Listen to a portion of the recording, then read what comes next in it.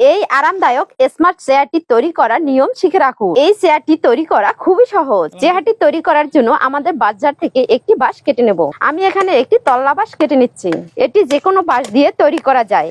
বাঁশটি কাটা হয়ে গেছে। বন্ধু, ভিডিওটি এই পর্যন্ত দেখে থাকলে একটি লাইক দিন। এখন বাঁশটিকে 36 ইঞ্চি করে 4টি খণ্ডে কেটে নেব। আর 4টি খণ্ড বাঁশের গোড়া থেকে অবশ্যই কেটে নিতে হবে। চেয়ারটি তৈরি করার জন্য একটি বাঁশই যথেষ্ট।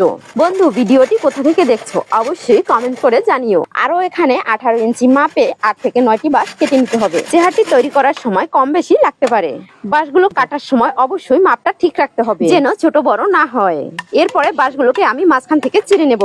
এবার বাঁশের 2টি খণ্ডকে রেখে এর উপর থেকে চেরা বাঁশগুলোকে সাজিয়ে দেব। তারপরে বাঁশগুলোকে পেরেক দিয়ে আটকে দিতে হবে। আমি এখানে 8টি বাঁশের চেরা সাজিয়ে নিয়েছি। শেষের চেরাটি একটু বেশি ফাঁকা দিতে হবে। এখন আমি আর বাঁশ দুটোকে সাজিয়ে নেব। তার উপর থেকে চেরাগুলোকে বসিয়ে দেব। এই বাঁশের চেরাগুলোকেও পেরেক দিয়ে আটকাতে হবে। এখানে আমি বাঁশের 5টি চেরা বসিয়েছি। এবার চেয়ারটি সেট করার পালা। শেষ পর্যন্ত বাঁশের চেয়ারটি তো তৈরি করে নিয়েছি। এবার বসে দেখা যাক। বাঁশের চেয়ারটিতে বসার পরে খুবই আরাম লাগতেছে। ভিডিওটি শেষ পর্যন্ত দেখার জন্য সবাইকে ধন্যবাদ।